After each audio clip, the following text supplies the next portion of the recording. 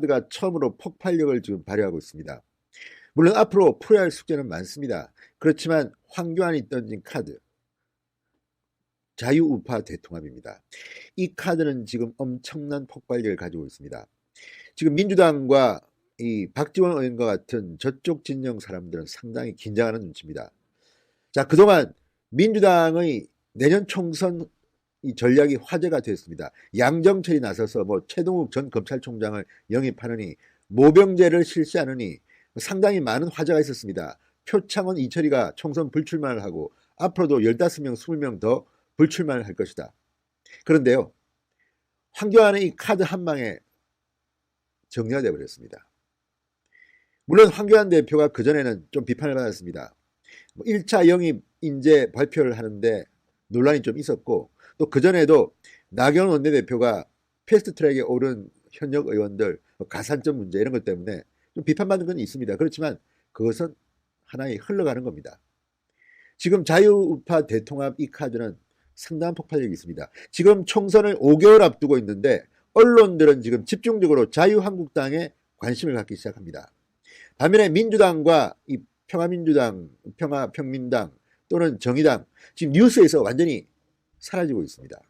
어찌된 일인지 지금 한국당의 보수우파 통합론 그리고 혁신론 이런 것들이 지금 논란이 되고 있습니다. 홍준표 전 대표가 계속 또 이 SNS를 통해서 한국당을 비판하면서 치고받고 싸우는 것들이 또 언론에 보도됩니다. 물론 이거 좋게 보면 좋고 나쁘게 보면 나쁠 수도 있지만 이것이 저는 나쁘지 않다고 봅니다. 그동안 한국당은 활력이 없었는데 지금 한국당을 중심으로 총선판이 흘러가고 있는 모양입니다. 지금 민주당은 상당히 긴장하는 눈치입니다. 하다가는 당하겠다 이런 겁니다. 자, 이해찬, 박지원 상당히 충격에 빠진 모습입니다.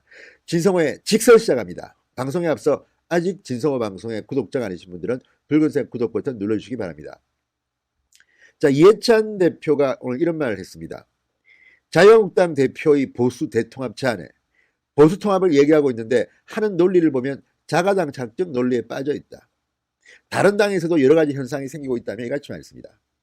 그러면서 그런 부분들을 우리가 잘 지켜보면서 우리 나름대로 책임 있는 정당으로서의 모습을 잘 보여나가는 게 굉장히 중요하다.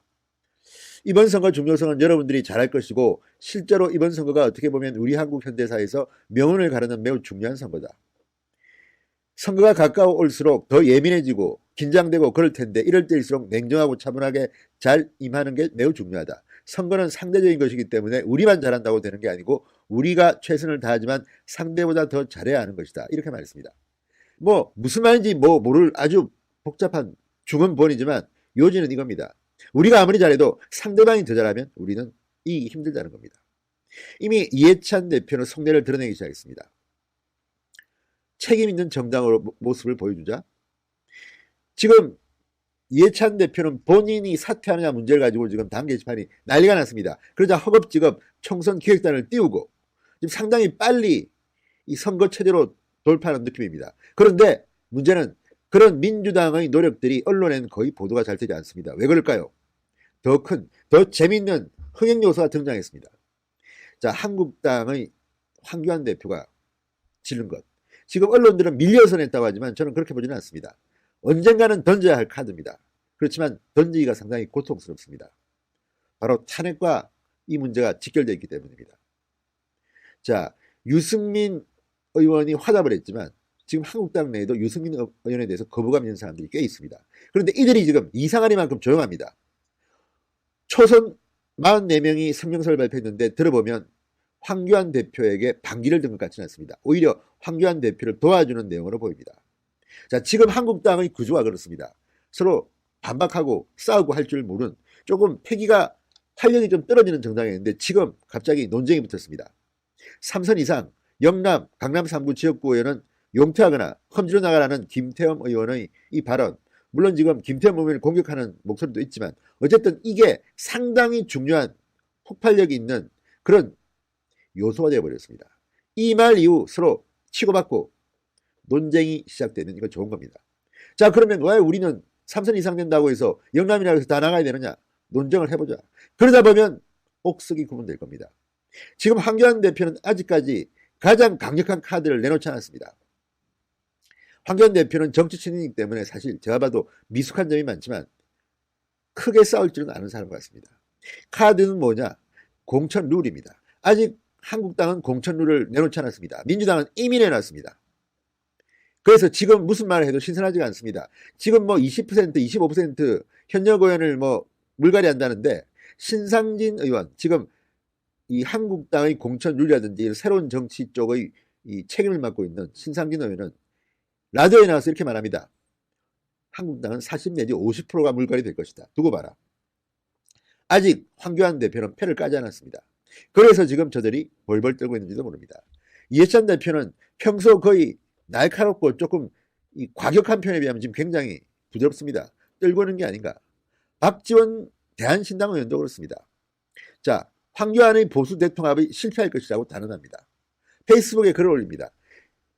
자, 예측대로 황교안, 유승민 두 분은 묻지마 통합, 반면 탄핵을 부정하는 친박신당, 우리공화당은 통합을 반대한다.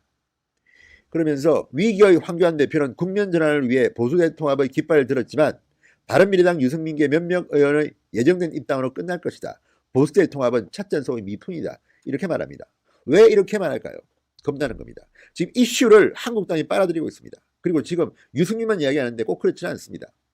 지금 정치에 참여하지 않지만 이 자유우파 진영의 많은 세력들이 이번에 한국당에 또는 새로 통합되는 정당에 참여할 수가 있습니다. 지금 황교안 대표는 한국당 간판을 내릴 수도 있다고 말했습니다. 자, 그리고 이제 실무 협상이 시작되면 12월부터 본격적인 본게임이 시작될 겁니다. 그러면 미디어를 끌고 가는 것은 보수 우파 진영입니다. 자유우파 진영입니다. 지금 저들은 내놓을 카드가 별로 없습니다. 5개월밖에 남지 않은 총선입니다. 그래서인지 저들은 저렇게 떨고 있는지도 모르겠습니다. 자, 장능인석 대변인이 논평을 잘 냈습니다. 장능인석 부대변인. 박지원 의원에 대해서 한 칼 날렸습니다. 박지원 의원은 문재인 정권에게 아첨하여 정치 생명을 연장시킬 생각은 꿈도 꾸지 마라. 국민들의 처절한 절규를 외면하는 정치인이 설 자리는 없다. 번지수 제대로 찾아 비판의 목소리를 키우길 바란다. 자, 그러면서 이 박지원 의원은 수십 년간 정치적 이익만을 쫓아 수차례 당적을 바꾼 그런 시각으로는 이해하기 어렵고 막연한 두려움이 생길 것이다. 이렇게 비꼬았습니다. 사실 이 자유우파, 보수우파의 대통합 작업 쉽지 않습니다. 누군가는 희생을 해야 합니다. 그렇지 않으면 쉽지 않습니다. 그래도 지금 이슈를 빨아들이고 있습니다. 반면 민주당과 저쪽 편, 대한신당이나 민평당이나 정의당 저쪽의 대통합이나 이 빅텐트는 거의 거론이 되지 않고 있습니다. 선거 얼마 남지 않았습니다. 정기국회가 끝나면 한국당은 또다시 쇄신의 방안을 발표할 것입니다. 자, 지금 국면에서 긴장을 늦췄으면 안 됩니다. 어쨌든 이해찬, 박지원의 반응을 보니 황교안의 자유우파 대통합 카드는 상당히 폭발력을 지닌 것 같습니다. 진성호의 직설이었습니다. 여러분 감사합니다.